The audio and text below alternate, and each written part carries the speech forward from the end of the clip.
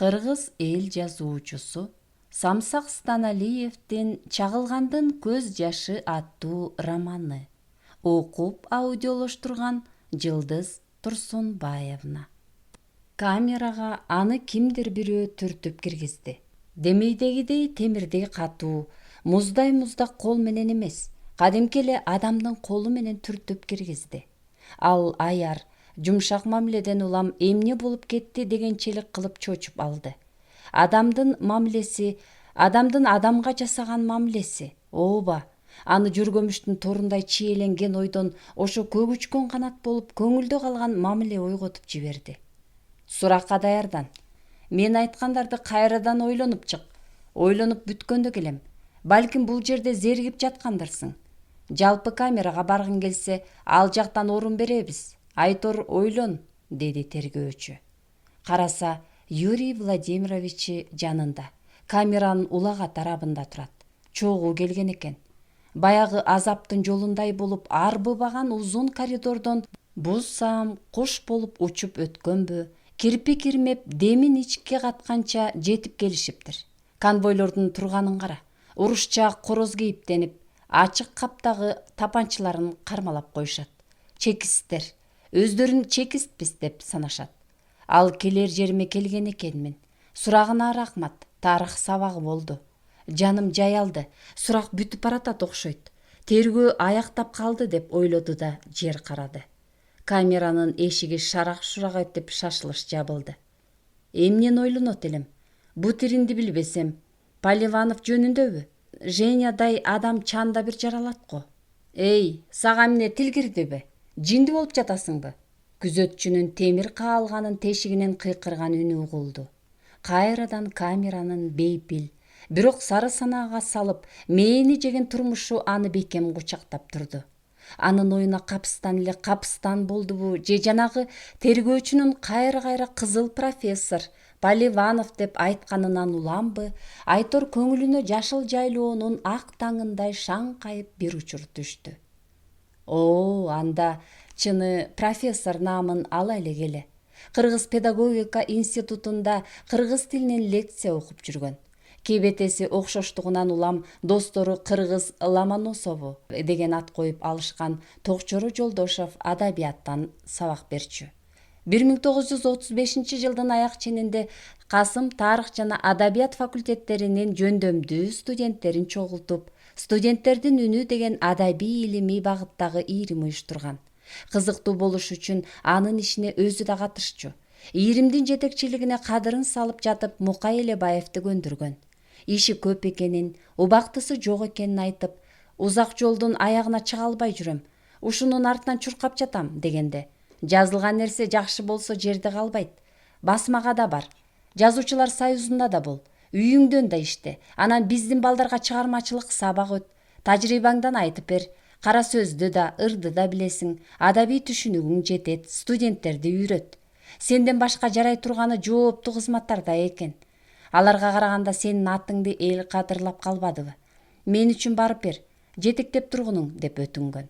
Мукайга мынчалык кызыгып жатканынын себеби бар эле. Биринчиден ал таанымал акын, экинчиден балдардын талабын билет. Өзүнүн даярдыгы бар калемгер. Эң негизгиси Мукай адабий ийримдин ишин жүргүзүүгө даяр болчу. Педтехникумдун алдында Кызыл учкун ийрими ачылганда Сыдык Карачевдин сунушу менен Мукай ийримге башчы болгонун Касым жакшы билчү. Анда Мукай Эркинтоонун мыкты кабарчы автору катары таанылып, гезит башкармалыгы тарабынан сыйлык алып, Эркинтоонун кабарчысы аталып калган. Сыдык атайы педтехникумга келип, ийрим уюштуралы деген демилгесин айтып, анын мүчөлөрү Эркинтоо менен чыгармачылыкта байланышта болсун, кабар, макала жаздыралы, бул жерден жакшы деп табылган ыр аңгемелерди гезитке жарыялайлы. Журналист жаштарды, акын жазуучуларды чогуу тарбиялап чыгалы деп сүйлөгөн. Ошол тилек Кызыл учкундун жаралышы менен жүзөгө ашкан.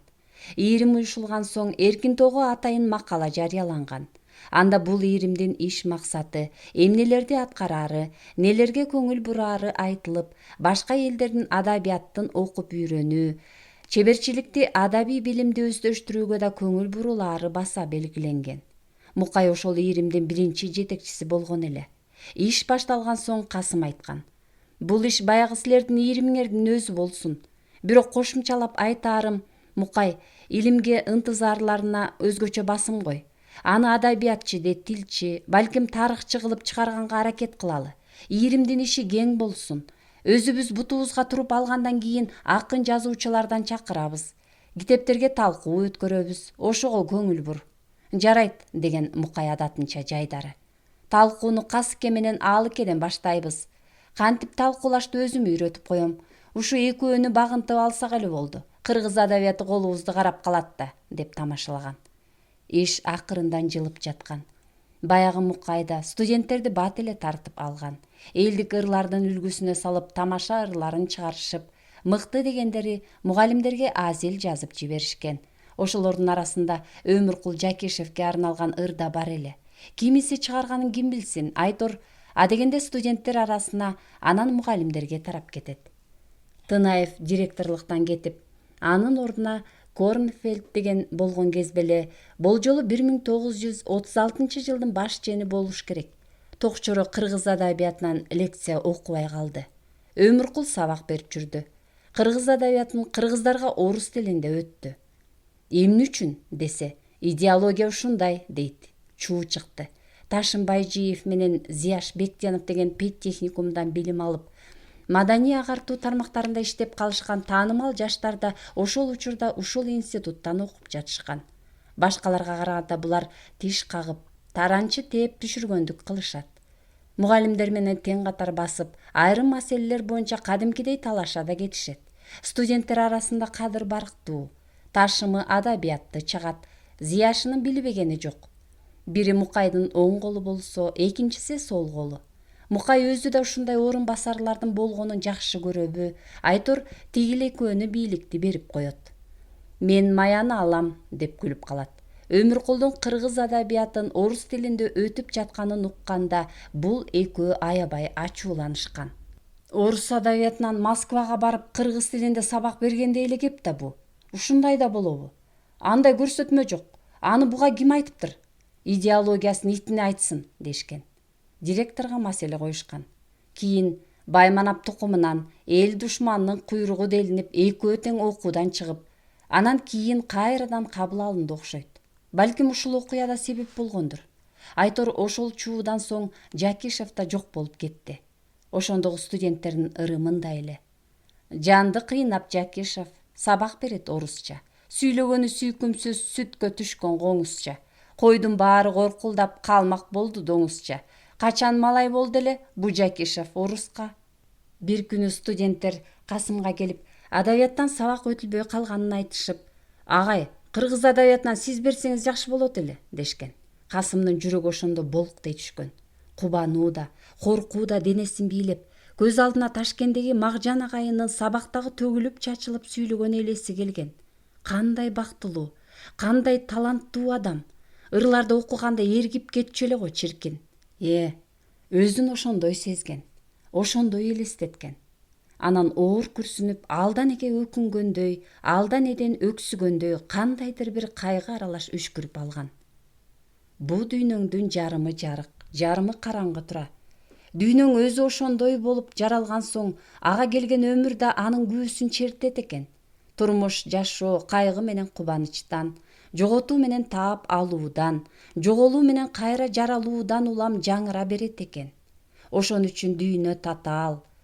Дүйнө ар дайым жаңы, бирок анда туягы бүтүн тулпар, канаты бүтүн шумкар жок тура. Бирде күнүң ай баткандай болсо, бирде күнүң түн киргенде да жарыгын чачып тура берет. Бул сабакты мени өт дейсиңерби? Өтсөм жакшы эле болмок, бирок мага уруксат беришер бекен. Башка иштерим да көп, адабият жакшы сабак да, деген жөн гана. Эгер өзүңүз макул болсоңуз, биз директордон суранабыз, агай, дешкен тигилер кайра жандана. Суранбай эле койбойсуңарбы? Эмнеге? Суранабыз эле. Мени кыйнабагыла, деп айтар сөзүн баштап баратып, өзүн өзү кармап калган. Убактым жетишпейт го. Анын үстүнө кыргыз адабияты боюнча менин көп талаш тартыш жактарым бар. Насип болсо кийин бир ыңгайын көрөрбүз, деген. Ошондо кызык, бир күнү сабакка кирсе, доскага кимдир бирөө Профессор Поливан абышкадай карыган, апийимден ичпесе сабакты берет абыдан деп жазып коюптур. Чымындуу студенттердин кылганы да адабий кружоктун акыбети кайтып жаткан экен деп ичинен жылмайып койду. Колуна борду алды да: профессор Поливан илим деп жүрүп карыган, эски орусу болбосо аны терең тааныган, таасын сүйлөп талыкпай сугарган мээни абыдан, ар тарапка атагы таанылган илим жагынан деп жазды. Ыза аттагандын белгиси да. Өткөн өмүр качкан куш, өкүнсөң сага кайрылбайт. Ал күндөр өттү. Евгений Дмитриевичтин жанагы тергөөчү сурап жаткан жактарын билбегени менен Касым анын илимдеги ийгилик катары таанылган ишин, турмуш жолун, өкүнөм десең өзөктө күйгөн өрт болгон өмүрдүн кордугун ал аябай көргөн. Чынында анын тагдыры адам баласына чанда бир, кылымды кыдырып келчү тагдыр. Бир жагын айтсаң кубанасың, өткөргөн өмүрүңө, арабага чегилген турмушуңа, арык аттантканга араң жараган акыл эс, билимиңе кадимкидей нааразы болуп, чын эле сени ушундай жараткан, төрт тарабыңды ченеп койгон Кудайга беришем болсоң эмне? Башкага бергени мага деле берсең болмок. Барктай албагандарга бакыт, бөтөндө жок зээн бересиң деп кейип, өзүңө өзүң наалып кетесиң. Амында болсо бүт баары болгон. Акыл деген 3 өмүргө жетчүдөй, зээн дегени да укмуш. Жаш чагында өң келбет менен сын сыпатты Кудай мындан аябаптыр. Кыска сакал мурут коюп, ак көйнөк кийип, өзүнө куп жарашкан костюму менен түшкөн сүрөттөрүн көргөн адамдар бу биздин Женябызбы же башкабы? Кыязы ак сөөктөрдүн бири го деп далай ирет айтышканы бар. Чачын да кыска койчу эле. Маңдайына жакын жерден бөлүп, оң жагына сылай тарап, калган азыраак бөлүгүн сол жагына кайрганда балаң түшкүр тим эле баягы көгүш көз Есениндин сүрөтүндөй болуп калчу эле. Делдейген жаргак кулагынын жарашыгы чыга калганычы. Андай мезгил тотугуш болуп тоо ашкан, андан бери Евгений далай таштак жол баскан. Мунун өмүр баянын Касым өз таржымалындай билчү. Ал 1881 жылдын 28 февралында Айтылуу Смоленскиде туулган. 1908 жылы Ригадагы Александров гимназиясын күмүш медаль менен бүткөн. Андан кийин атайын көрсөтмө менен Петербург университетинен билим алган. Билимдин артынан деле жан талашып түшпөптүр. Окуганы ташка чегилген жазуудай гана эсинде кала берчү экен. Бир эле нерсени билсе, калганын жалпы түшүнүгүнө салып таап алчу дешет. Логикалык ой жүгүртүүсү, тубаса зээн дегени күч болгон окшобойбу түгөттүн. Кийин академиядан билим алып, аспирантураны аяктап, Айтор ал филолог, лингвист, теоретик деген илимдин ашталган жеринин адиси болуу менен бирге ориенталистикадагы жаңы багыттын, болгондо да өзгөчө ачылыштар күтүлгөн тармактын талашсыз өкүлү, таанымал адиси болуп калат. Чыгыш менен батыш элдеринин тилинин тогошкон жерин кармаган бул адамдын барбаган жери, үйрөнбөгөн тили калбайт. 40тан ашык тил билет. 10дон ашык тилди илимий изилдөөгө алат. Атагы Япон менен Кытайга, Франция менен Англияга жетет. Бирок ал мамлекеттик ишке да аралашат. 1919 жылы Коммунисттик партиянын катарына өтөт. Ал индо-европалык салыштырма тил таануу илиминин мактана турган эмгек жараткан таанымал адиси болот. Чыгыш тилдери жана салыштырма лингвистика жаатында да жанына теңдеш салбаган илимпоз катары аты жөнү ааламды алат. Поливановдун мындай жер майышкан даңазасына бийлик көзүн арткан. Ошондуктан окумуштуу алардын ишин илим менен айкалыштыра жүргүзгөн. Ал советтик тил илиминин тарыхында жаралган жасаты боюнча да, нагыз, тунук, саясат кошулбаган илимден ичкен башаты боюнча да жаңылыктын жаратуучусу катары чыккан. Чагылгандай бир жарк эткен боюнча өчпөй койгон. Анын илими Азия менен Европаны жарык кылып, анын нуру башка жактарга тие баштаган. Көктө күйгөн сары жылдыздай жаркыраган бул феномен чынында эле илимдин кайталангыс бир жаралган адамы болчу. Адабиятчы, котормочу, жазуучу, кино сценарийчи, теориячы, Айтор көп тармактуу илимдин бир уюлга чогулган жери эле. Анан ошол жаңы илим деп жаткан Мардын яфетикалык теориясына же Мардын теориясы деп атала баштаган тил жөнүндөгү жаңы илимге жалтанбай каршы турат. Бүт бардыгы мына ушундан башталган. Ооба, сөз башынан келсин. Иш мындай болгон. 1929 жылдын февраль айы. Кышкы чилде коюнуң кол салып, ичегиңе муз тоңдуруп турган кез. Москванын жерге түкүрүк жеткирбеген суугунда февралдын 4 күнү Поливанов Волхонка көчөсүнүн 14 үйүнө келет. Бул жерде Илимий академиянын тил, адабият жана искусство секциясында жана береги жалаңкычтай болгон жаңы теория боюнча доклад жасамак. Мындай жыйынга кимдер гана чакырылбайт. Тырмагынан чачына чейин илимге айланган адамдар, теория чыгарып төгөрөктүн төрт бурчуна түркүк болуп калгандар келет эмеспи? Бул жолу да ошондой болду. Жанагы Мардын теориясы дегендин илимий маани маңызын, жаңы ачылыш жагдайын дагы бир жолу баалап, таразалап, дүйнө илимпоздорунун алаканына салып берүү милдети турду. Анын үстүнө ошол кезде 1925-30 жылдарда бул ачылыштын аты айга, заты күнгө жетип дүңгүрөп турган эле. Ырас, мындайда кимдерге доклад берүү керек, ал кандай жасашы зарыл деген уюштуруу проблемасы да кызыл чок болуп турары түшүнүктүү иш эмеспи? Ошондой иш дал маңдайга кадалган суроо болгондо Евгений Дмитриевичтин аты шыр эле аталды да негизги докладчынын бир катары дайындалды. А дегенде кандай болор экен? Айрым маселелер боюнча илимий көз караштарынын карама-каршылыгы бар эле деген күдүк саноолор да болду. Бирок илим ошондой кайчы пикирлердин кагылышынан курчуйт деген акыйкатка андагылар шектенүүлөрүн Кудай уруп шыпыртып ийишет. Кантсе да Поливанов керек. Ал дүйнөлүк тил илиминде аты ардакталган илимпоз. Демек докладчы катары сөзсүз керек. Ушул максатка биригишкен.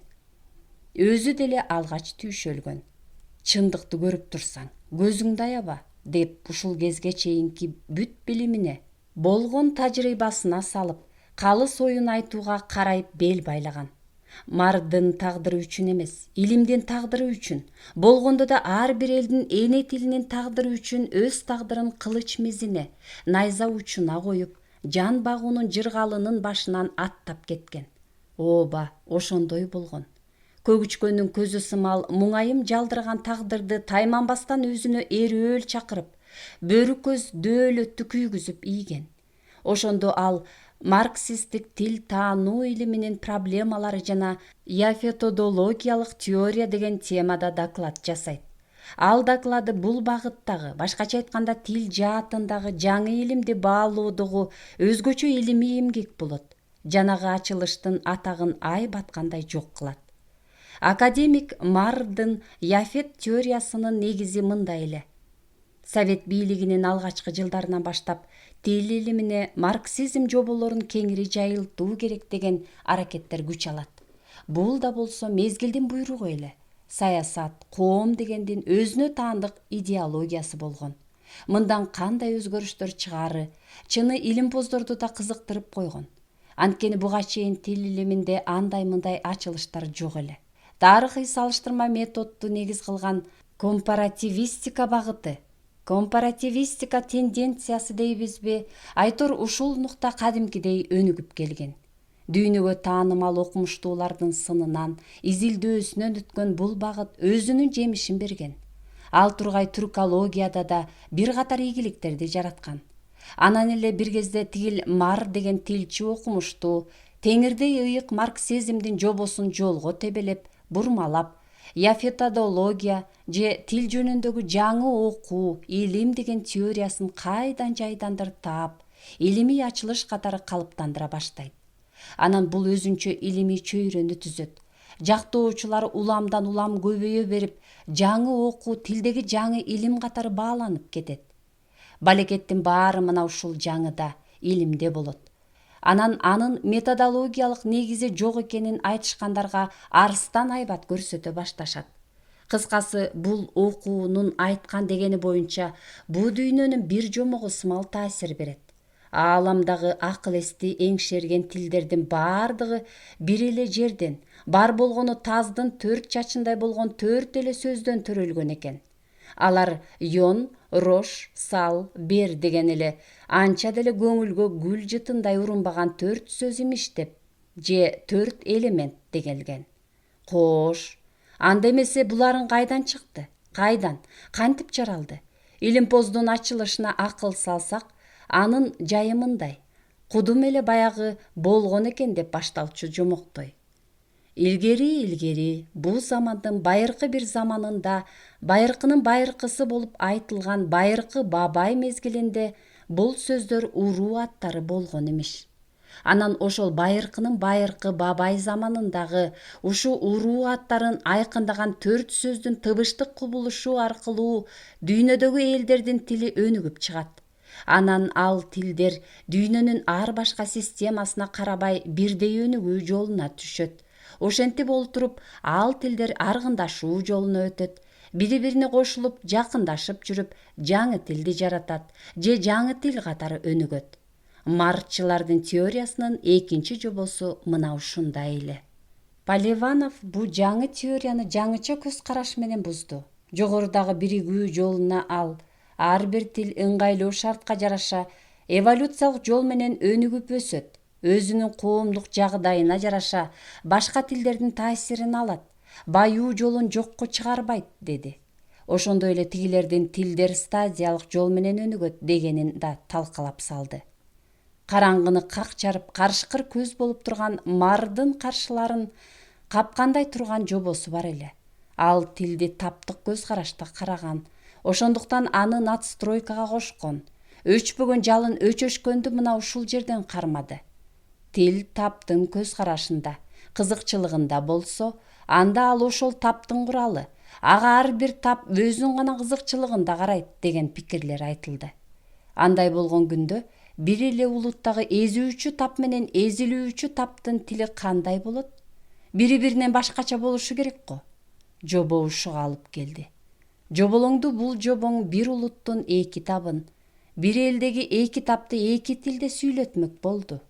Тил настройка болгон соң, баягы эзилген тап бийликке келсе, алар мурдагы тилди чанышат, ага каршы туруп жаңы тилге ээ болушат. Ансыз мүмкүн эмес дегенге чейин барышат. Ошентип, Марк теориясы тил илиминен тап душмандарын табууга, аларды кадимки тап катары жоюуга, жалтанбай сталиндик жазага тартууга жол ачат.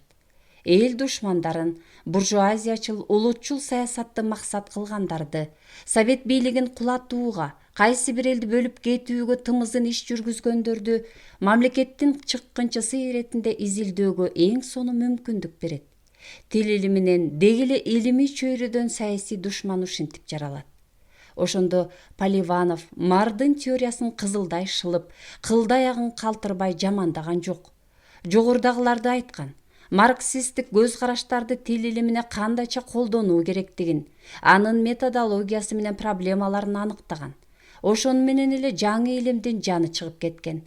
Мардын яфетологиясындагы Кавказ элинин тилдери жөнүндөгү илимий байкоолорун, айрым талдоолорун, пикирлерин кадимкидей колдогон.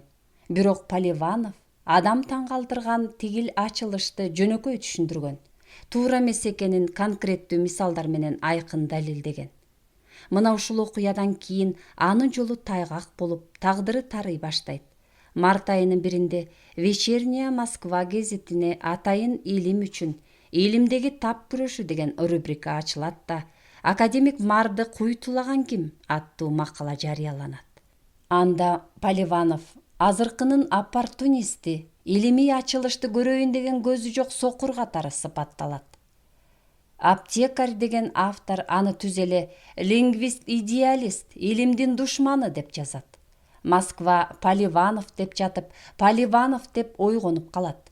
Мындай психологиялык чөйрөдө окумушту эркин жүрө албай, ар кандай жеме, кордук көрө бергенден улам боору менен бир болгон борборду таштап кетүүгө айла жок аргасыз болот. Аны ушуга зордоп мажбурлашат. Ошентип дүйнөлүк даңаза көтөрүп турган сейрек талант, кайталангыс илимпоз ааламга теңдеш салмагын жалгыз өзү көтөрүп, туура 48 жашында 4 мүчөл болгон курагында ойдо жок жерден душман таап, алардын согушуна баш тосуу тагдырына дуушар болот. Анан ошонун азабынан улам күнүнүн күлү да жоо чыкты деп 1930-жылы Ташкентке бет алат. Тилин тишке каттырган жазмыш ал жерден да тынчын ала берген соң Каражанын касындай сабап иштеген Илимпоз Самарканга жөнөп берет. Күлүккө күн салганча Байталга бак берсин деген тилеги ошол жерден бир аз оңуна чыгып, аксаган турмуш аны акырындан бөрү тоют болгон турмуштун көйгөйүнө бат эле көндүрүп жиберет. Ал жерден илимин кайрадан жандандырат. Кадимки калыбына түшүп, кызык иштерин бүткөрөт. Жабыккан көңүл ачылсын деп ырларды жазат. Убакыт таап көркөм котормо менен алып бурушат. Ушундай күндөрдүн биринде өткөн иштин өктөөсү чыксын дегенби, Айтор роман жазууга бел байлайт. Көркөм чыгарма көңүлдү ачат. Буюккан жанды көтөрөт деген окшобойбу кем дүйнө. Кулча куурап иштесем жанга куунактык болор бекен деген го. 1934-жылдын жайында, тагыраагы июль айында ага Ала тоонун насиби буйруп, түздөн түз Касым Тыныстановдун чакыруусу менен тиешелүү жерлердин макулдугун алган соң Фрунзеге келет. 21-июль күнү ага Кыргыз маданий курулуш илим изилдөө институтунда иштөөгө буйрук чыгат. Анда мындай деп жазылат: 22 буйрук. 7-июлдан баштап профессор Поливанов 600 сом айлык акы менен институттун Дунган секторунун мүчөсү катары илимий кызматкерлик орунга кабыл алынсын. Сыноо мөөнөтү келишимдин негизинде болсун. Институттун директорунун колу коюлган Поливановдун рапорту ушул буйрукка негиз болду. Ошентип, институттун ал кездеги директору Шихалов кол койгон буйрук дүйнөлүк деңгээлдеги лингвисттин кыргыз жергесинен иштөөсүнө жол ачат.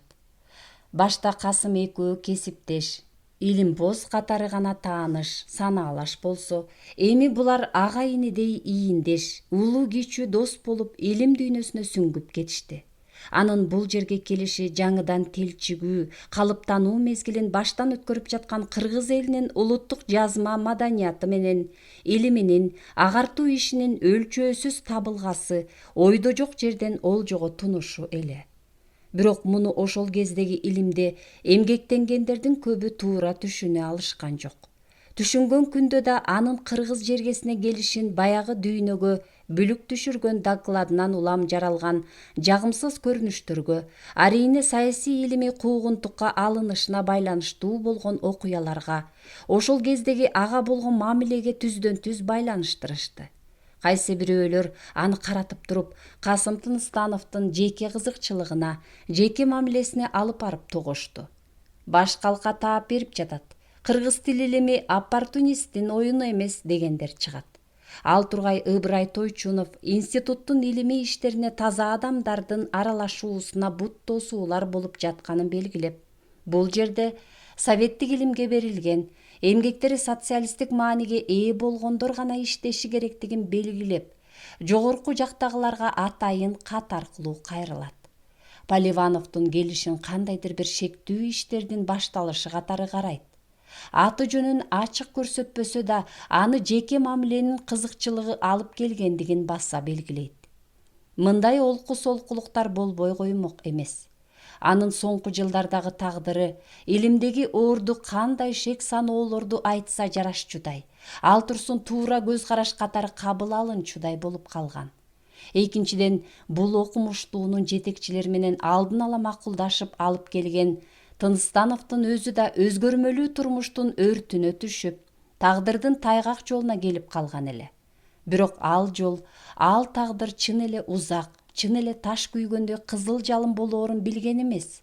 А жазмыш болсо, ал экөөнү куштун кош канатындай бириктирип, анан аны бир убакта, бир күнү, бир жерден кармап, бириккен тагдырды бир жерге койбой, эки жерде эсил кайран кылаарын көздөп, кыямат жолун кыл тузактан салып жаткан. Поливановдун келишин ошо кездеги агартуу эл комиссары Токчору Жолдошев да колдогон. Ал тургай ал Касымдын Дунган тилинин грамматикасын түзсүн, окуу китебин жазсын, кыргыз тил илимине салымын кошсун деген талабына аябай сүйүнгөн. Кеңешчү жер менен кеңешип, такташчулар менен такташып жатып ыргылжың болгондорду көндүргөн. Анан жанагыдай кеп сөздөрдөн соң буйрук да буктурмада кармалып, иш тынчыган соң чыгып жатпайбы? Бирок иш оңунан чыкты. Баса а кезде Токчору агартуу эл комиссары катары 1935 жылдын башында, болбосо ушул жылдын аягында өтчү Кыргызстан Советтеринин 4-съездинде маданий курулуштун милдеттери жөнүндө доклад жасамак.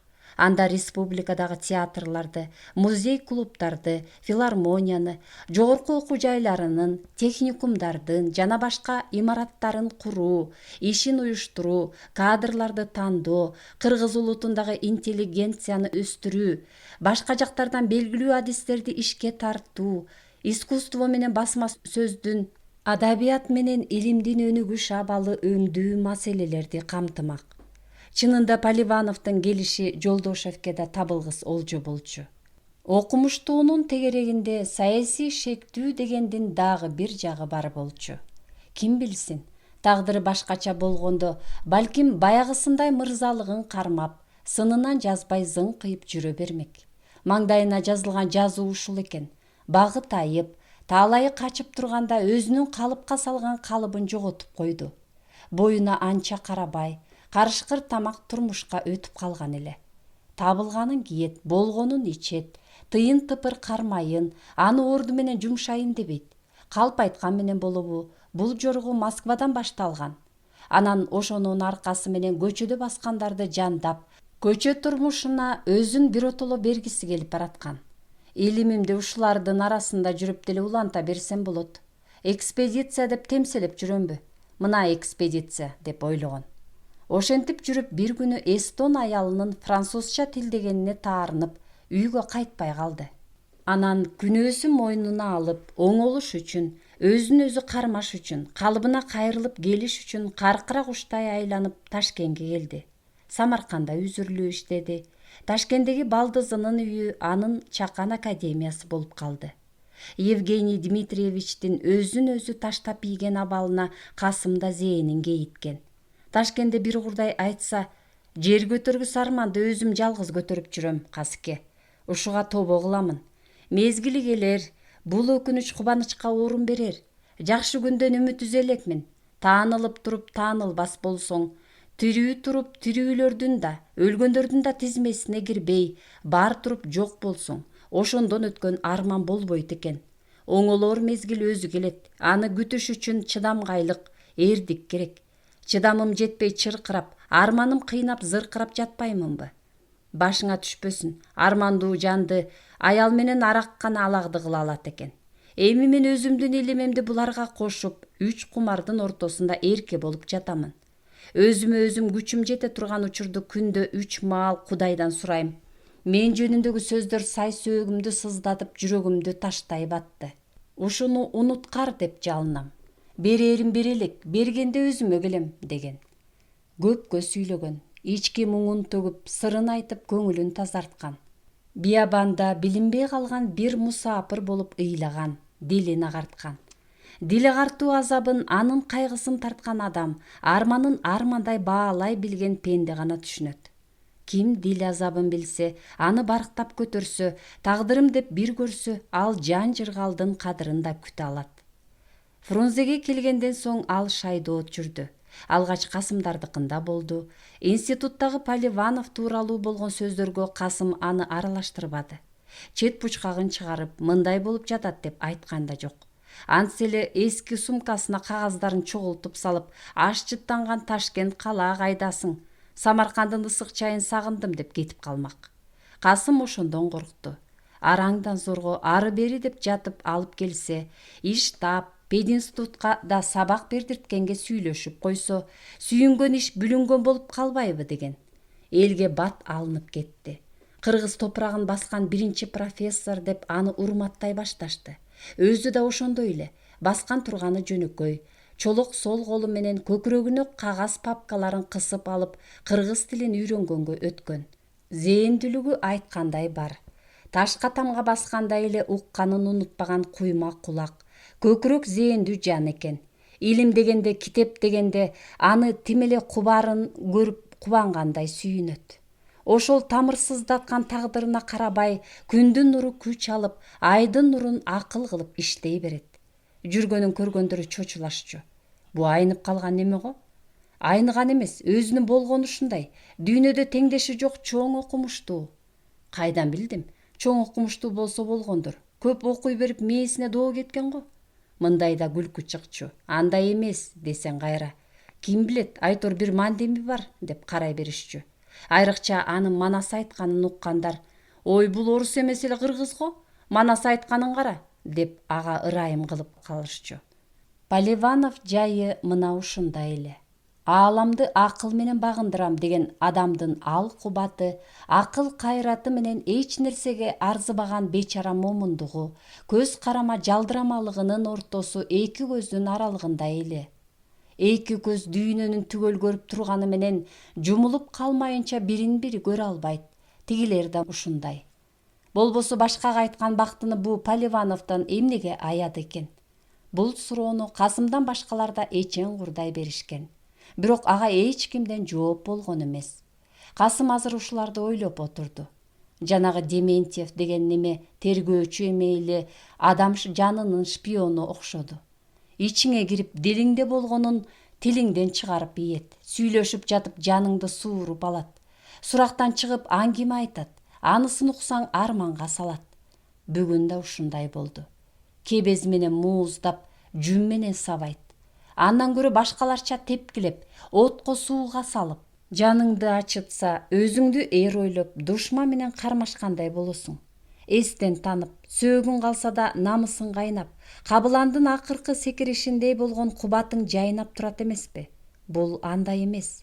Өткөндө Смирнов деген тергөөчү көргүлүктү көргөзгөн. Көргө барып, көзүн жуумп, дүйнөнүн тозок отуна түшүп келген. Ойбой, ойлогону жаман эле. Чакчыгайдай чакчайган көзү чанагынан чыгып кетчүдөй болуп карагандан кийин эле иш бүттү дей бер. Жооп ала албаган суроосунун акысына тепкилеп кирет же сезими күнгөйдүн кара ташындай каткан тиги чекистпиз дегендерге сабатат. Анан аларга да айкырат. Эмне үчүн суракка даярдаган эмессиңер? Эниңердин ичине кайра киргизип туруп атаңарга төрөтүп коеюнбу? Деп тура берет. Тепкилегенге анча ышкысы жокторду дароо эле рапорт жазат. Кызматына салкын көз карашта ишке кайдыгер мамиледе деп күйгүзөт тигилерди. Бир курдай андан ары барып бери келген. Ошонун запкысы азыр да денесинен кете элек. Эстеген сайын куту качып, карышкыр көргөн эчкидей элеңдеп, денесин муздак тер каптап, муундары калчылдап чыгат. Бир Кудайдын жаратканы чын болсо, экинчи аны көргүлүк кылбасын.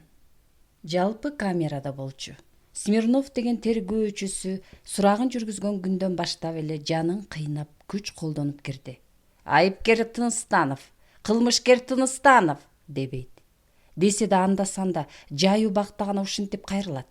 Болбосо 248 номерлүү душман же жөн эле 248 деп кайрылат. 248 Касымдын номери. Кароосуна каш кайта жамалган номер ушундай. Аты жөнүн, иштин жайын айтпайт. Күнөөңдү мойнуна алгының, акмак. Сендей итти атып салсам, Совет элинен бат алам. Совет эли бактылуу болот, дейт да турат. Көзү чанагынан чыгып кете тургансып чекчейгенде көз огу ага санжар болуп сайылгандай болот.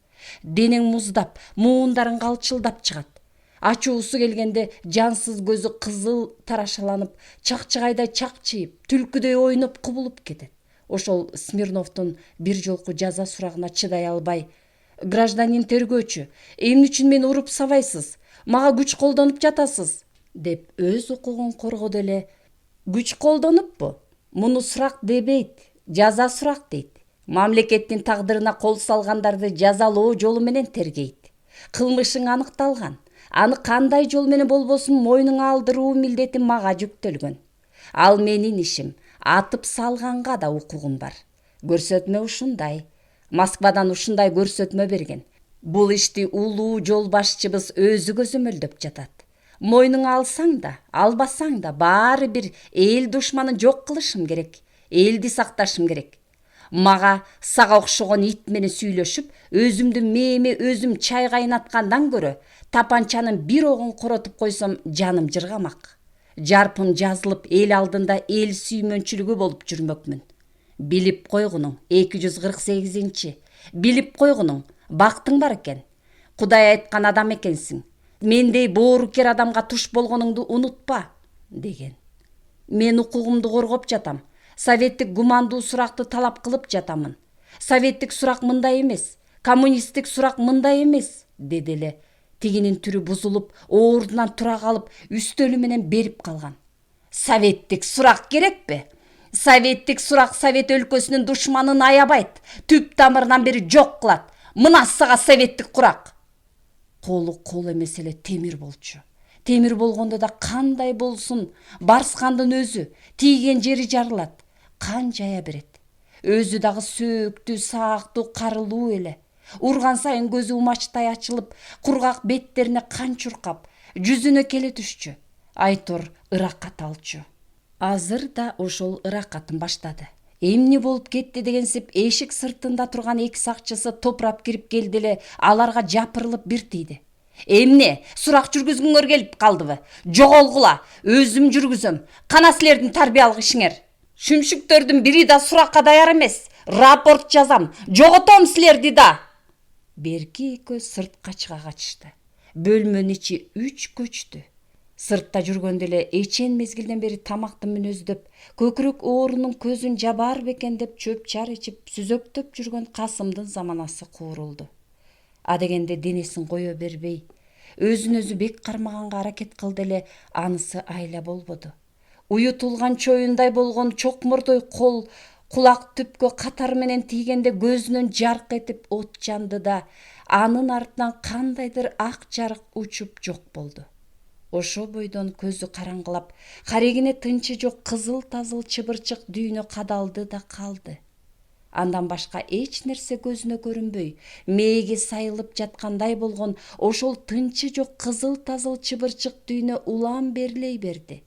Улам берилеген сайын Касымдын айласы кетип, жанын катар жер таппай, эмнегедир башы оор тарта баштады. Башы баш эмес эле коргошун. Ары да, бери да шалак дейт. Шалактаганда тепкен топтой ыргып барып, анын капталындагы муздак дубалга былч эте тийип, кайра артына ыргып, кайра бул дубалга күү менен келип урунуп жатты. Ага ушундай туюлду. Бирок анын кандай болуп жатканын көрө албады. Анан ошол маалда көкүрөгүн кандайдыр бир кызыл өрт каптап, көздөрүн кызыл чок жалап бараткансыды. Буга удаа алаш бүт денеси күйгөн оттой дүркүрөп, шамалдагы жалында жалбырттай баштагансыды. Кашайгырдын кара көзү чымчык чаар дүйнөдөн башканы көрбөй калды. Алдыраарда жаздыраар болуп, өзүн өзү бир көргөнгө зар кылып, ак жарык качкан караңгылыкка камап салды. Өйдө туруш керек. Болбосо жыгылып кетем. Жыгылган жаман. Бир жыгылсаң турушуң тозок болуп, кор турмуштун колтугунда каласың. Турушум керек. Ушинтип боюна күчүн топтоп өйдө болоюн деди. Жок, жанагы жер көчүрүп, көздүн нурун өчүрүп салган бир закым кайрадан карегине кадала калгансыды. Кадаларда катуу чымыркангандай болгонун бир билет. Андан аркысы эсинде жок. Турдубу же тура албай калдыбы, муну да эстей албайт. Чыбырчык болуп тынчы кеткен кызыл-тазыл бир дүйнө карегине мына эми сайылат дегенде кайрадан бир жарк эте. Мурдагыдай эмес, кып-кызыл жарык нур болуп жарылып кетти. Дүйнөнүн түбү тешилип, караңгылык, жагымсыз коюу караңгылык аны былк эткизбей басып калды. 60 тамыр сыздатып, 40 тамырды кылычтын муздак мизи кыркылап кеткендей болду. Оттой улук, суудай тунук ой көтөргөн жан эле. Жазмыш айттыбы, же башкасы болдубу? Айтор ырп этер жаны билинбей сулап калды. Кимдир бирөө, кандайдыр бир бейтааныш адам аны бел көчүккө, капталга кайра-кайра түрткүлөп, кайра-кайра "Сен кимсиң?" деп жаткандай болду. Касым ага жооп берген жок. Караган да жок. Ачынында анда ага жарай турган кубат жок эле. Эсил кайран айтаар адамы жок эки дүйнөнүн ортосунда өлүү же тирүү экенин биле албай жаткан. Бир дем алганы бул дүйнө, бир дем алганы а дүйнө болуп көзүн ачып элде жок, көзүн жумуп көрдө жок жаткан. Жүзүнө кандайдыр бир суу чачылгандай болду. Жок, суу чачылгандай эмес. Ысык көлдүн толкуну уламсылап жаткандай туюлду. Дагы сыласа экен. Ныл баскан дененин да толкун сылап кетсе экен деп самады. Бирок толкун өзүн өзү башкара албай калган денени сылаган жок. Кайрадан Касымдын жүзүн сылады. Касымдын башын сылады. Касымдын алкымын сылады. Өзүнө келгени калды. Касиеттүү көлдүн толкунун кара. Көзүм ачылып баратат, деди. Өзүм келем. Өзүмдү кармайм. Жыгылбаш керек эле, жыгылып калган экем да. Мейли эми, өзүмө келем. Жыгылсам да жакшы жерге жыгылыптырмын. Ысык көлүмдүн жээгине келип жыгылган экем да. Ошентмекмин. Кокус жанагы жерде жыгылганымда, тергөөчүнүн кабинетинде жыгылганымда соого алмак эмесмин. Оңбойт элем. Касиетиңден кагылайын көлүмө жетип жыгылганымды карабайсыңбы? Түрмө кайда? Бошодумбу? Анан көлгө каркыра куштай сабалап учуп, ак шумкар болуп айланып келдимби? Неге минттим? Качып чыктымбы? Көлдүн толкуну бар, Ашап атасы каякта? Өйдө тургунуң, сволочь! Мен сени жыга урганда жыгылгын, душман! Арамза болуп жалптай түшкөнүң кара! Тергөөчү жана кыйкырып жаткан болчу. Азыр деле куду ошондой кыйкырып жатыптыр. Жана аны Касым көрүп турган. Анан ал кандайдыр кызыл чаар дүйнөгө айланып кеткен. Ошол бойдон көрбөй калган. Көрбөй эмес, жоготуп жиберген. Темселеп таппай калган. Азыр да таба албай жатат. Жан талашып эле карап жатып көрө албай койду. Жанагы кызыл чаар дүйнө азыр түнөргөн боз чаар дүйнөгө айланып калыптыр. Тур деп атам, сволочь! Сен душмандыгыңа салып мени алдай албайсың! Тергөөчү дагы эле кыйкырып жатыптыр. Бул эмнеге кыйкырат? Кимге кыйкырат? Тамак айрылып калмай болду. Мага кыйкырып жатабы? Мага жана кыйкырган душман деп жатпайбы? Мен душман эмесмин да. Душманына кыйкырып жатат. Мен турушум керек. Акырын туруп кетишим керек. Ачылып кайра жумулуп жаткан көзүнө тергөөчүсү көрүндү. Ошонун өзү. Кагжыраган баш сөөккө тери каптап койгонсуп турбайбы? Чагарак куйрук чаяандай болуп коркутуп. Эки желдети жанында турат. Жанагы көл толкуну деген ушулардын кылганы тура. Башына жаба суу куюп жатышыптыр. Ууртунан аккан кан жерге жетип туруптур. Тишти талкалаган экен, деди ичинен. Тиги көрө албастын көз сөөгөзүндөй болгон тергөөчүнүн алдында кан жутуп, ырайым кыла көр деп жалдырап, кабыргасынан дем алып жаткысы келбеди. Чыйралды. Турса жаны туруна чакырык салып чыгып кетер болсо да турууга бел байлады. Ооба, туруш үчүн оболу башты көтөрүш керек. Баятан бери күч жыйнап, чымыркана башын көтөрмөк болуп, бирок бул сай ташындай болгон кургурду көтөрмөк турсун былкылдата албады. Таштан да адам башы оор болоорун Касым эми түшүндү. Бүт күчүн жыйнап, бүт денеси менен алмадай башын көтөрөйүн деди эле, жерден козгой албады. Полго кагып, кан аралаш суу менен чыкпас кылып чаптап салгандай туюлду. Баштын иши бүткөн окшойт. Кайран баштан ажыраган экенмин. Мал болбой калган окшоймун. Куу тирилик кубарыңды таанытат деген ошо экен да, деп зээни кейди. Зылдай кара таш болгон алсыздык аны баш көтөртпөй, көзүнүн чаарын, көкүрөгүнүн жанын чыгарып ие жаздады.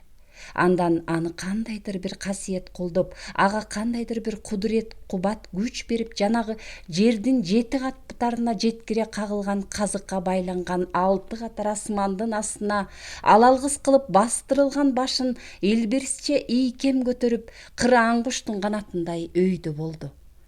Теңдешсиз дүйнө көз алдында бешик сымал термелип, өзүнүкүндөй болбогон муздак, коргошундай оор денени аза боюна көтөрүп теңселип турду. Бу дүйнөдөн бир өчүп, бу дүйнөгө бир күйүп, караңгы түндүн кабыргага кол салган сыдырым желинде бүлбүлдөгөн ак жарык болуп балбылдап, анан кайра жалп өчүп, караңгы менен жарыктын ортосун бөлүп, ой акылдан айрылып арманда турду. Канатына ок тийип, какшыган чөлдө карайлаган куш сымал кара жандан түңүлүп, көзүнөн чаар учуп, суу ордуна кызыл жалын кан жутуп какшап турду. Кара сууга кан куйган кара ниет адамдын кылганы ушул болдубу? Суу, деди. Суу дегени менен үнү сыртка чыккан жок.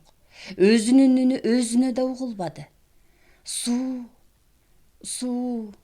кимдир бирөө бетине суу чачкандай эмес, суу менен ургандай болду. Анын тамчыларын тили менен жалап, ак мөңгүлүү тоолордун тамыры сымал сызылып чыккан көк кашка мөлтүр булактын суусун аптыгада, тамшанада жутуп жаткансыды. Эсине келмек ошондой болду.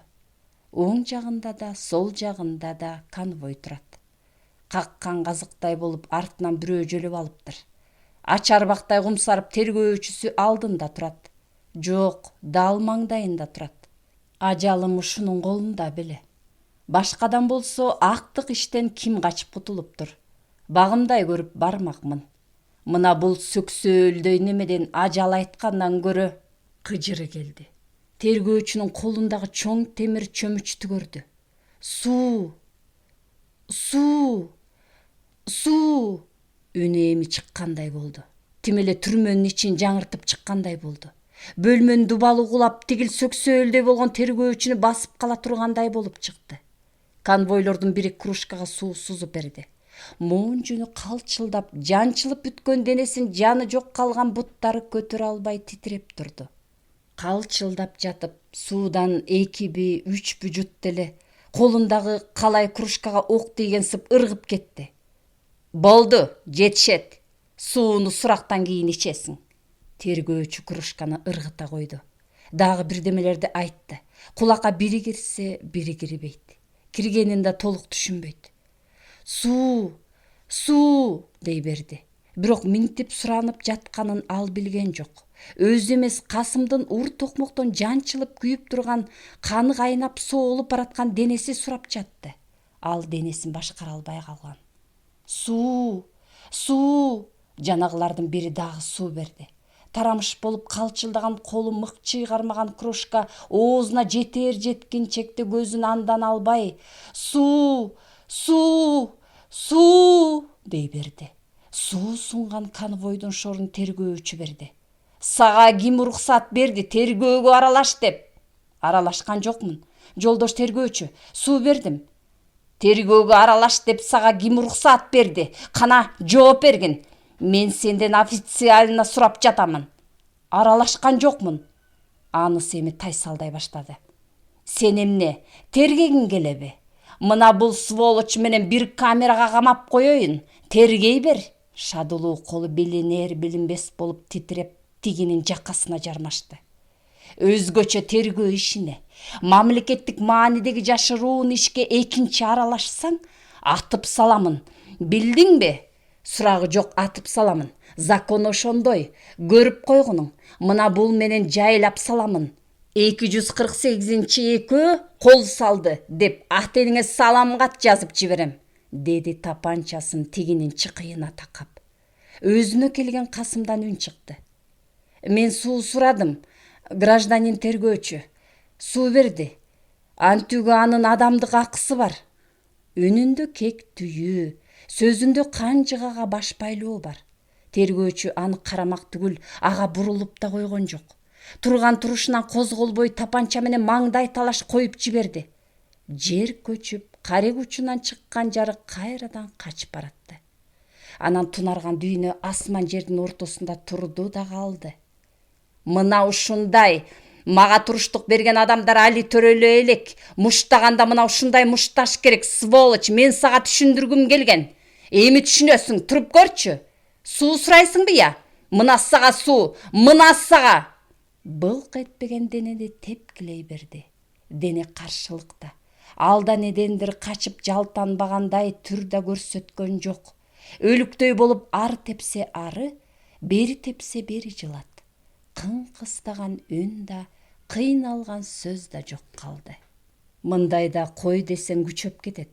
Тигилер үн чуккан жок. Анан жанагы суу бергени, өскүлөң мурутчан жигит сыртка чыгып кетти. Коридордо келаткан 5-6 адамга кагыш бала жаздады. Алдыда Поликарпов келе жатыптыр. Фрунзе шаарынын НКВД-сыны ушул. Эл арасына жайылган аты Чёрный вор. Кыргыздар аны кан ичме деп аташат. Эмне болуп жатат? Тергөө жол. Эмне деген тергөө? Үстүнөн чыкты. Териштирмей жок. Териштирсе өзүнө бале жабышат. Тергөө ишине кийлигишкенге болбойт. Түшүнүк алуу гана бар. Догдурлардын айтымы боюнча суракты токтото туруу керек. Ден соолугу тергөө жүргүзүүгө жарабайт. Ооруканага жаткыруу зарыл. Өзүнө келсе суракты уланта берсе болот. Акыл эсин жоготуп койгон адамга сурак жүргүзүлбөйт.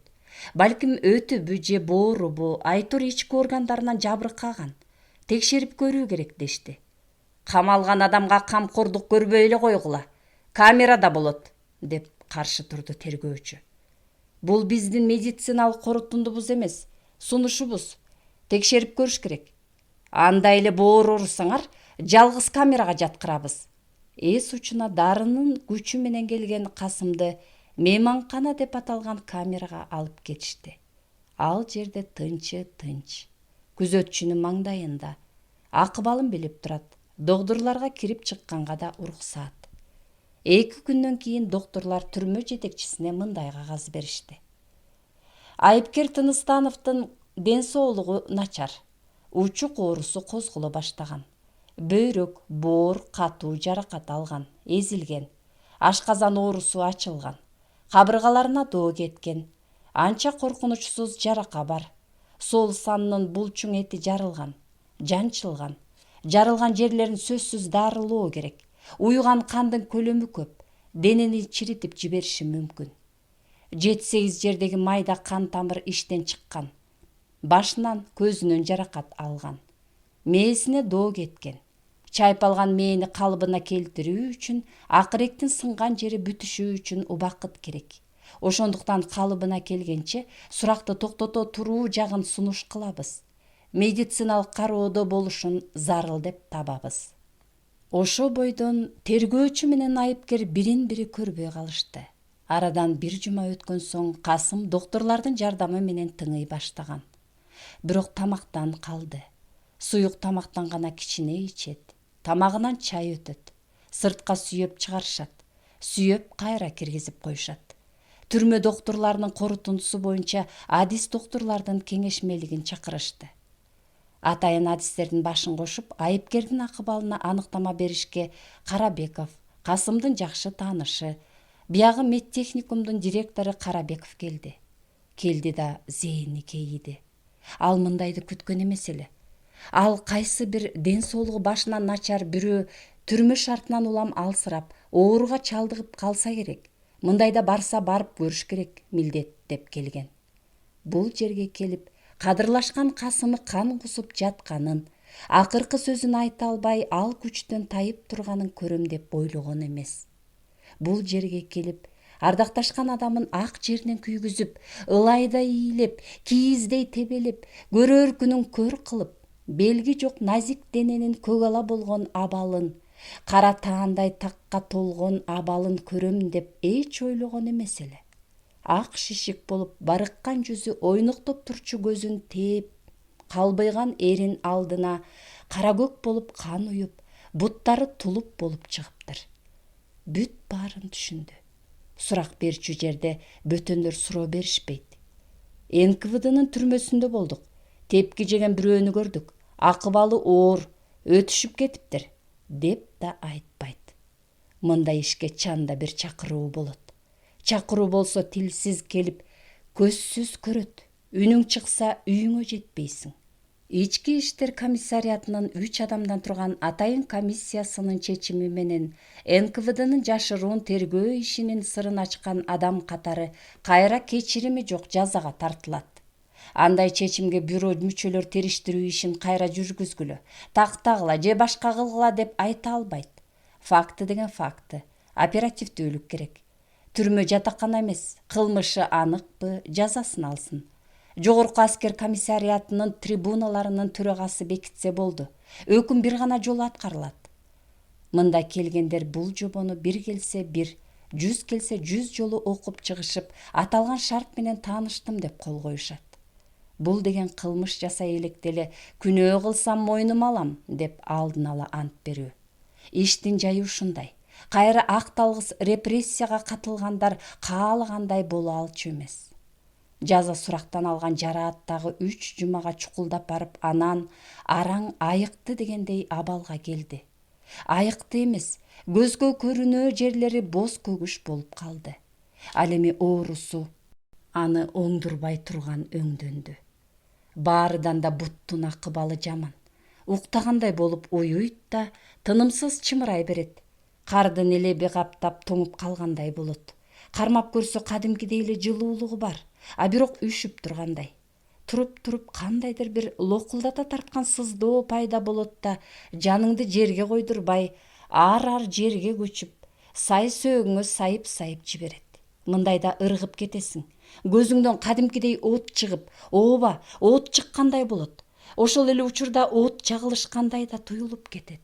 Адамдын жаны ооруган жеринде болот деген чын. Жанагыдай учурда анын бутун бирөө жулуп кетчүдөн бетер шапашып кучактай калат. Кучактаганда да бутунан башканын кереги жок кейиптенип кучактайт. Бутумду коюп башкасын ал, бутумду аяйм, бутумду коюп башкасын деп безилдеп кетет. Түнбү, күнбү ушундай. Калган жерин унутуп, бутун гана, баккан көргөн баласындай бап эстеп калды. Буттун майда кан тамырларына суук тийген дешти. Анан кайра кан айлануу начарлаган, кан майда тамырларга жетпей калган деп айтышты.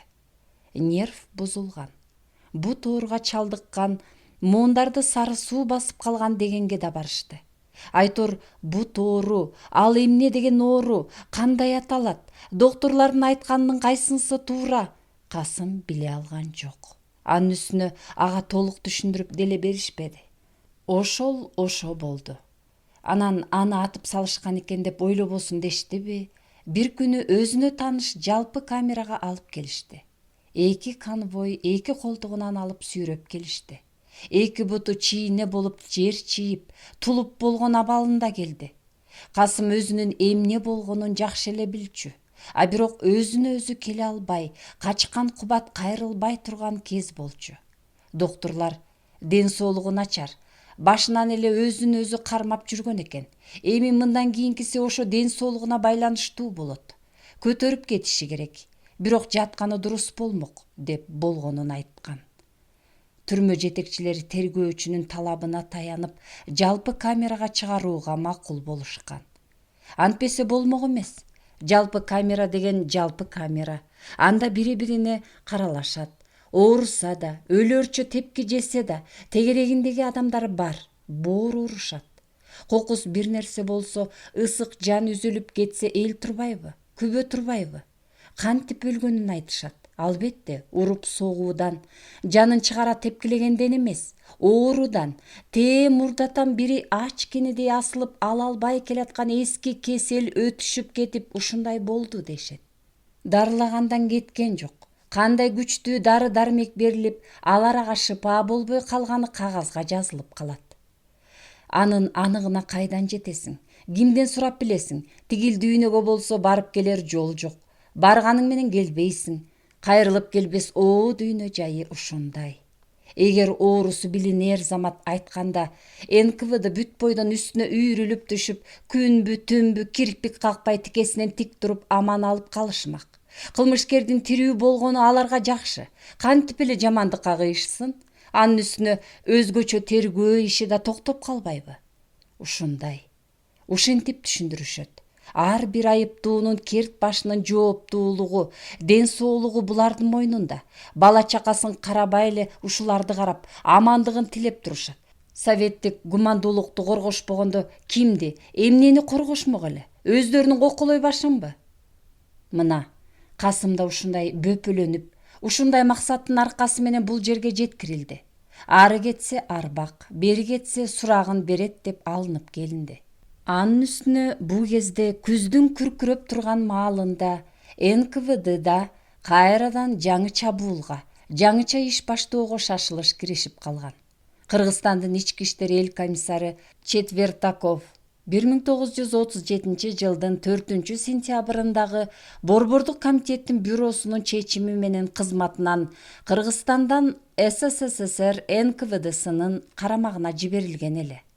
Анын ордуна жаңы эл комиссары, СССР НКВДсынын комиссары ошол кезде Сталиндин бирден бир ишенимине татыган Ежовдун жеке сунушу менен Иван Петрович Лоцманов келген.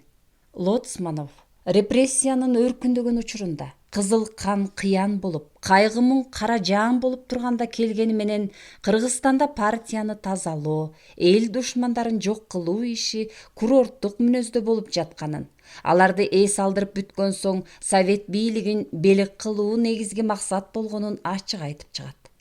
Репрессия борбордук комитеттин биринчи секретарлары менен БАКтын төрагаларынан башталган соң аёонун кереги барбы же жокпу? Кыргызстандын эли эл эмес, анын жетекчилери гана эмес, Кыргызстандын өзү болгондо да мамлекет катары күнөөлүү. Репрессияга тартылбаган, суракка түшпөгөн бир да тирүү жан калбаш керек деген талап менен келген. Келгенден бери тынчтык жок. Москвадан атайын 30-40 тергөөчү келди. Кызматкерлер чакырылды. Жергиликтүүлөр алардын желдети болуп калды. Өзгөчө деген ат менен жүргөндөр жер баспайт. 2 айга жакын мезгилден бери абалы ушундай. Бир гана максат: өлөсүңбү, тирилесиңби? Кылмышкерлердин кылмышын мойнуна кой. Аныкта, тап, текшер деген сөз жок. Соту да, прокурору да, өкүм чыгарганы да ушулар. Камерадагылар мындайга көнүп түшкөн. Көмкөрөсүнөн түшкөн Касымды тегеректей калышты. Эмне болду? Касыке? Касым турбайбы? Жайлап салышкан го. Суу бергилечи, суу ичсин. Оозуна кичинеден куюп жибер. Болбой калган турбайбы, кайраң киши? Көкүрөгүн өйдө кыл, мойнун түз карма. 2-3 мертебе кылк эткизип жутты да, тунарган көзүн тумандан көргөзгөнсүп ачып, башын чайкагандай болду. Эмне болду? Кайдан минтип жүрүшөт? Темир каалганын тешигинен ушул маалда үрөй учурган үн чыкты. Тим койгула, эс алсын. Көрбөй жатасыңарбы? Чарчап турбайбы? Тийбегиле, эс алсын. Рамадин деген орус жигит бар эле. Касымды агасындай сыйлачу. Билимине кызыгып жанынан карыш чыкчу эмес. Ошол чуркап барды да темир каалганы муштагылап жиберди. Эмне болуп кетти? Өлгөнү жатасыңбы? Өлсөң чуркабай эле өлө бербейсиңби? Гражданин начальник, 2-3 тоголок кант, жылуу чай таап бересизби? Мунун акыбалы кыйын экен. Ха, деп күлдү тигинеси. Азыр жолдош начальник. НКВДнын чоңдорун айтайын. Түрмөдөгүлөргө чай кайнатып, набат менен бал салып алып келгиле дейинчи, деп шылдыңдады.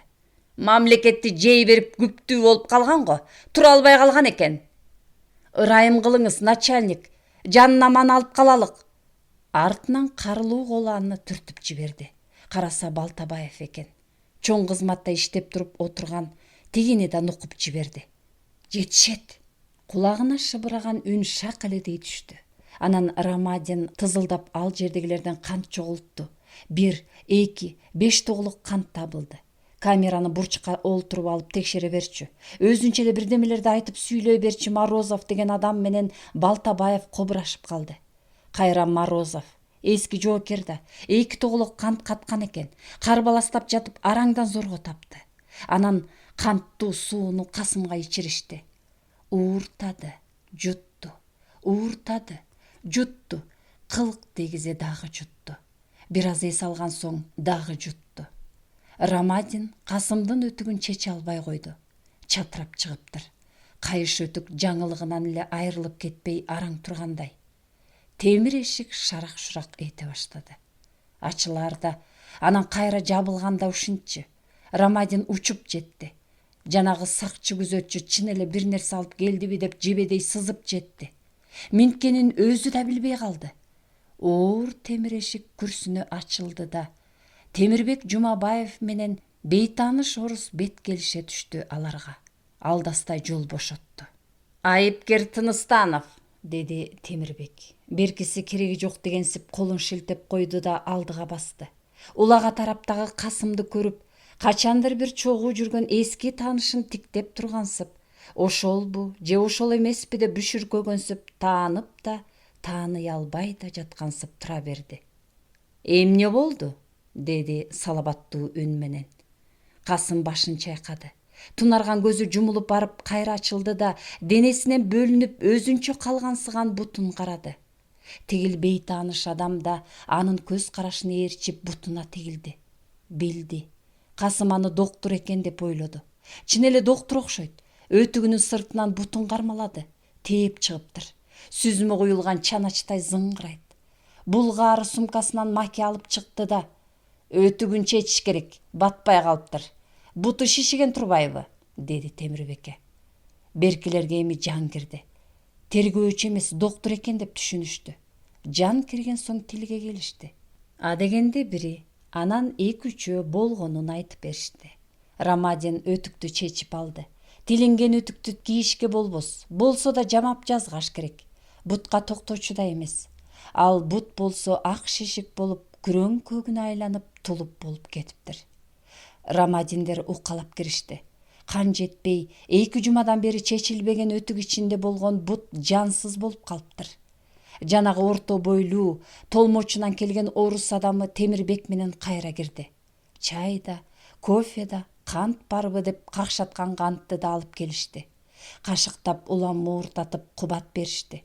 Тилсиз эле көз караш менен сүйлөшүп жатышты. Кайдан тапканын ким билсин, Темирбек өтүк таап келди. Эл орунга отурар маалда Касымдын көзү илинип кетти. Илинет да шарт ачылат. Көшү калат да селт этет. Рамадин жаздык каптарды таап бутуна ороду. Адегенде жылуу суу менен, анан муздак суу менен тизеден ылдый жууду. «Эс алсын», деди жанагы адам. «Айтып кой, жардам кылып турушсун. Эртең өзүм келемин. Күзөттөгүлөрүң өзүңдүкүбү? Жакшы балдар, андан камсанабаңыз». Бул Касымдын жаңы тергөөчүсү, Лоцманов менен келген өзгөчө иштерди кароочу профессионал атка конгон Юрий Владимирович Дементьев эле. Тигилер кеткен соң эшиктин тешигинен баягы үн дагы чыкты. Айттым беле, чоңдорго чай кайнаттырып келем дебедим беле, көрдүңбү? Курсак тойдубу? Дагы эмне дейсиң? Заказыңды айта бер, таксыр начальник». Бул жолу ага эч ким жооп кайтарган жок. Бул жанагы профессор турбайбы я? Муну өлүп калды деп айтышпады беле? Калп айтышкан го. 5 бармак керек болгондо кыйкырып койгула, алып келип беремин, деп сүйлөп да, шарак-шурак түшүрүп эшикти бекитип да жатты. Арадан 1 күн өткөн соң Касым сүйлөдү. Көзүнөн жаш, ысык эмес, эмнегедир муп-муздак жаш көйүлүп жаткансыды. Ооруканага арыз жазып жатып жардам ала албады. Дагы жакшы, Дементьевдин аркасы менен ооруканадан көрүнүүгө уруксат кылынды. Рамадин менен Балтабаев замбилге салып көтөрүп барышат. Чекистпиз дегендер тегеректеп алышат. Ошентип жүрүп, 1 күнү ыргайдай болгон ал байкуш ыргала басып кеткен. Жараткан өзү жар болуп, бир Кудай өзү колдогон.